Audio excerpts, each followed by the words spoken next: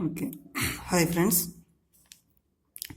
Today we will discuss about the voltage drop in a transformer. Okay. So first let us draw the equivalent circuit referred to the secondary. In the last class we have already seen the concept of equivalent circuit of a transformer. So there we have taken all the parameters from secondary to primary. Okay. Now let us draw the equivalent circuit by transferring all the parameters from primary to secondary.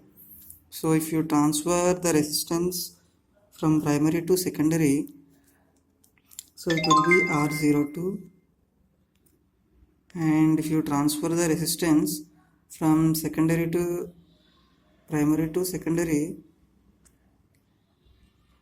R02, and if you transfer inductance, it will be X02.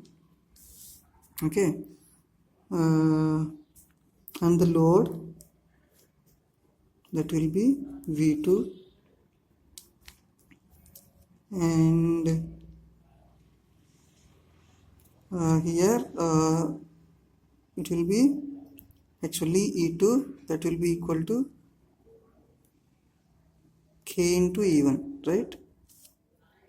It will be equal to K into E1. Okay. So that is similarly equal to V1 dash. Okay, let us assume V1 dash. Okay. So now, so the current flowing is I2. Okay. So V1 dash is equal to, okay, so V2 plus I2 into R02 plus J I2 into X02, right? So let us draw the phasor diagram for this. Okay, let us draw the phasor diagram for this by taking V2 as reference. Okay, by taking V2 as reference. Okay, and let us assume if you want to draw the phasor diagram, you have to assume the load, whether it is resistive, inductive, or capacitive. So assume it is a inductive load. So assume it is an inductive load. So the current flowing, that is I2, the current flowing I2 should lag V2. Okay, should lag V2. So this is I2. Okay, by an angle. So let us assume it is phi 2. Okay, load power factor angle. Okay, now the voltage drop I2 R02 should be in phase with I2. Okay, this will be in phase with this one. So this is I2 R02, and I2 X02 should be in perpendicular to, this is I2 X02, this should be in perpendicular to I2 or I2 R02. So the total will be equal to V1 dash. Okay, so this is a phasor diagram for the corresponding circuit we have drawn. Okay, so now we have to find out the voltage drop. So voltage drop means the drop occurs in this resistance and inductance, right?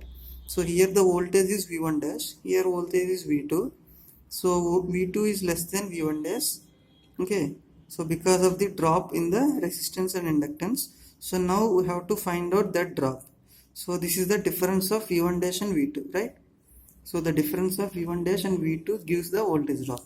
So if you come to the phasor diagram, so let us extend this V2 like this. Okay, so let us give the notation, let it be OA. So from here, actually what you have to do is, so from O, you have to, from O as a center, and you have to take O V dash, okay, this vector as radius, and you have to draw one curve like this. This is a curve, right? It is a curve. Okay, so like this. So then this point B. Okay, so now if you observe, this is this length OB is V1 dash and OA is V2. So the drop, the difference of the two vectors drop is AB. So exact voltage drop is equal to AB. But exact voltage drop AB is difficult to find. So we will approximate this. By drawing one perpendicular. Okay, by drawing one perpendicular from this point. Okay, so this is a perpendicular. So let this point be C. So BC is very small. So let us neglect it. Neglect BC. So now if you neglect this one, the voltage drop becomes AC. Okay, so now that AC is called approximate voltage drop. Approximate voltage drop is equal to AC. So if you now you have to find out AC. That is enough. Okay, you are neglecting BC, so AC is enough for us. Okay, now AC is equal to, okay, so I want to draw a perpendicular from this point to this line. Okay, I want to draw one perpendicular from this point to AC. This is a perpendicular. Okay, so now let us name it as D. So AC is equal to AD plus DC. Okay, so here this is phi 2, so this is also phi 2. Okay, so okay, so now AD is equal to AD is equal